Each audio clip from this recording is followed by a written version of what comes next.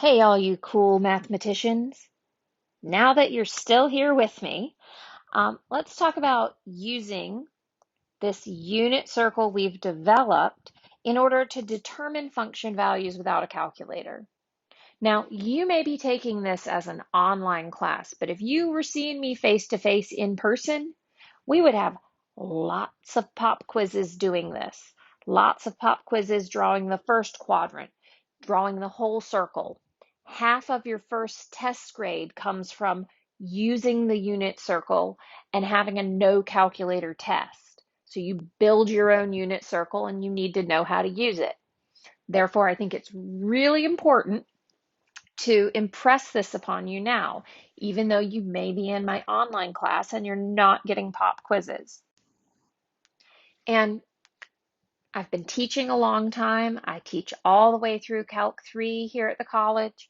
Um, I can tell you that my students, when they get to calculus, Calc 1 students that need trig, they're happy that they know this because it's, second nature. So I come at you with that warning. All right, so we're going to start off easy. Let's see, what is sine of 5 pi over 6? So sine of 5 pi over 6, we go to 5 pi over 6. My sine value, is it x or y? Sine is y. So we end up with 1/2. That would be the answer. Let's do another one.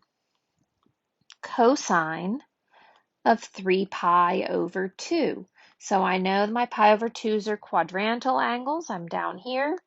3 pi over 2, cosine is my x value. We get 0.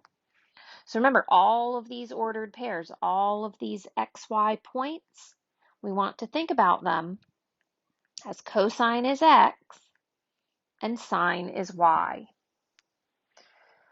All right, let's see.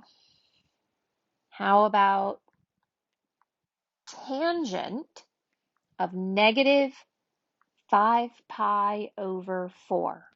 All right, we've stepped it up a notch. We didn't go to something that is just directly on the unit circle. Here we have a negative value. So normally we count positive 5 pi over 4 would take us over here. Where is negative 5 pi over 4 going to take us? We've got two options. We can think about counting in the reverse direction with our pi over 4s. 1 pi over 4, 2 pi over 4, 3 pi over 4, 4 pi over 4, 5 pi over 4.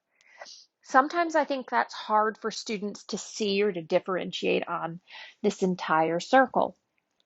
So what about if I add or subtract 2 pi to find a coterminal angle?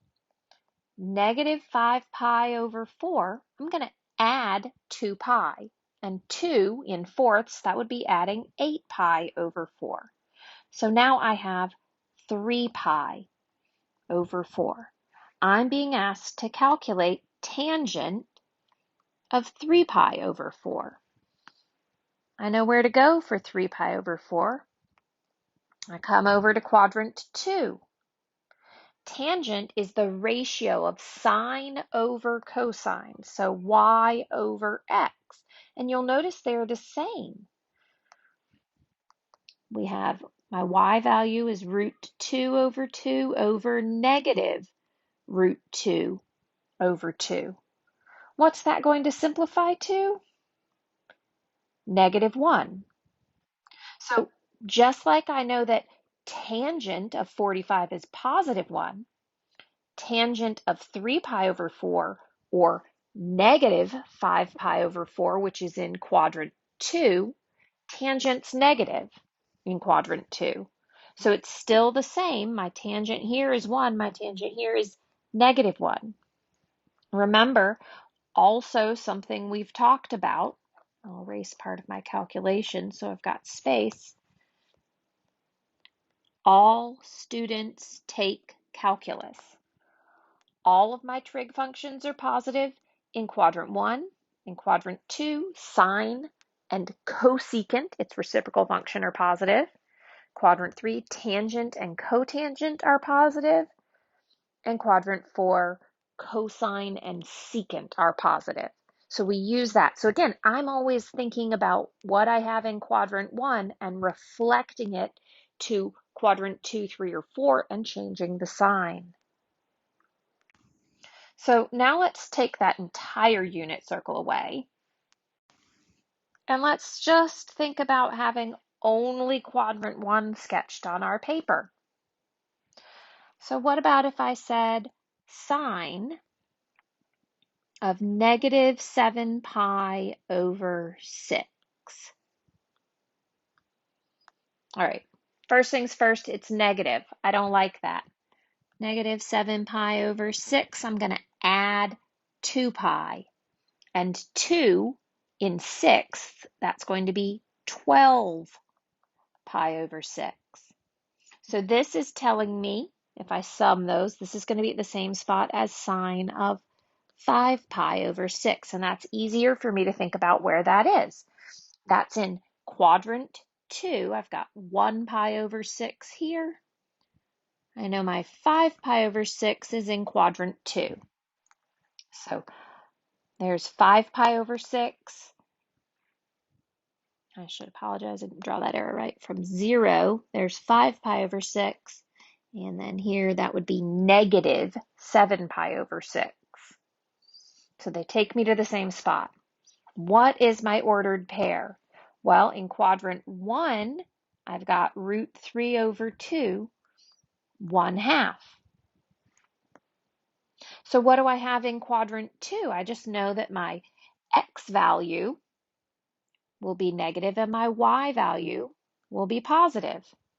Remember, all of these things we're pulling together. All students take calculus. Sine is positive in quadrant 2. I know I'm going to have a positive answer, so it's going to be the same. My answer here is 1/2. Sine of 5 pi over 6, sine of negative 7 pi over 6 is 1/2.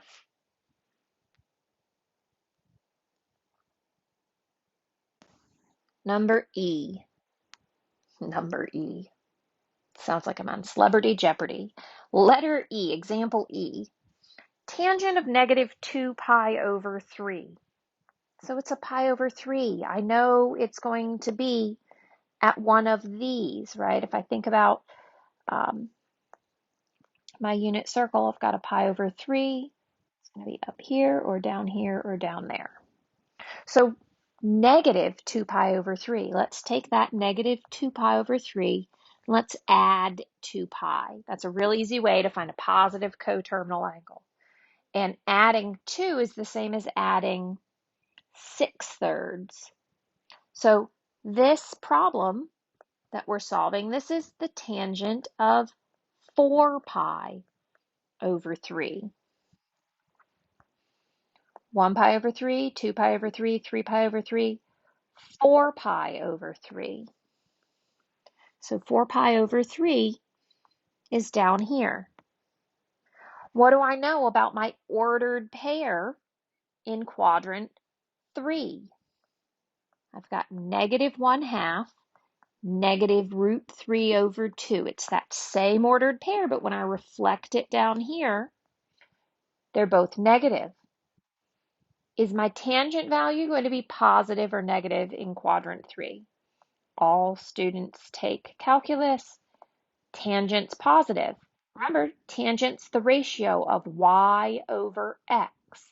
Y over x, and that's going to be negative root 3 over 2. Negative root 3 over 2 over negative 1/2. Both of those are negative. Both of the 2's in the bottom go away. I end up with positive root 3. So the same thing for tangent of 60, it's root 3, right? Tangent of 60 degrees, or pi over 3, is root 3. Tangent of 4 pi over 3, which is a reflection of that, but in quadrant 3, would also be positive root 3. Let's do 2 more. Here we have secant of 11 pi over 6. first thing we think about? Where is 11 pi over 6? It's a pi over 6. So it's going to be one of these 30 degrees in one of my 4 quadrants. I'm going to take that 11 pi over 6 and I'm going to actually subtract 2 pi. And 2 in 6 is 12 pi over 6. So this is at negative pi over 6. This is coterminal. Where does negative pi over 6 end up?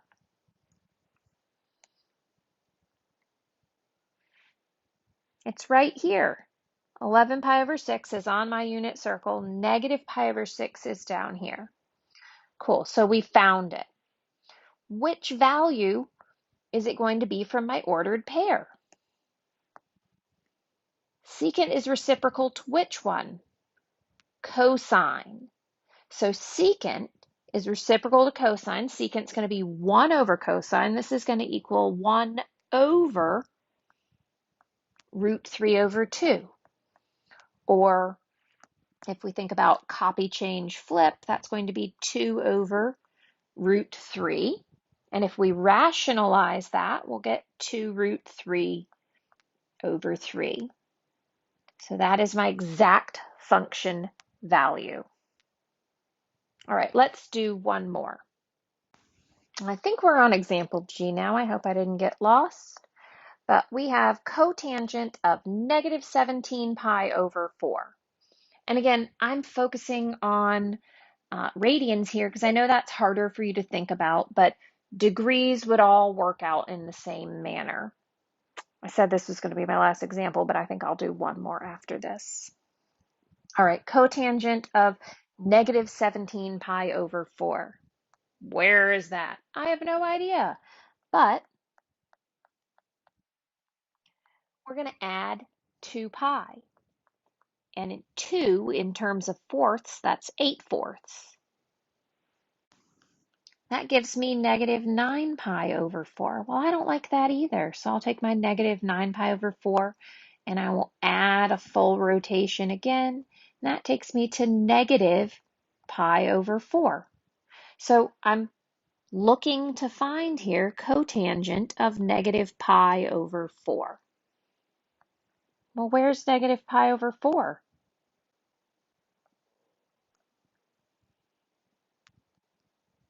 We have positive pi over 4 or negative pi over 4 is down here at 7 pi over 4. And I would see that if I added that 8 pi over 4 again, I'd get 7 pi over 4. All right, so cotangent. Tangent's y over x, so cotangent is x over y, which is positive root 2 over negative root 2 over 2, negative 1. And, we could check all of these values by plugging them into our calculator, right? Testing them in our calculator. The point is we don't want to have to use our calculator. We want to be able to come up with these values when they fall on these 30, 45, or 60-degree angles, 90-degree angles. We want to come up with those easily. All right, so let's do one with degrees. Let's do secant of negative 600 degrees, just because I want to get some degrees in there for you. So we can take that negative 600 and I will add 360 to it because that's my degree mode. And that gives me 240. So I've got negative 240. I can add 360 again. Where does that take me? 120. So I want to find secant of 120 degrees. Now I know where 120 degrees is on my unit circle. It's right here. Secant's reciprocal to cosine.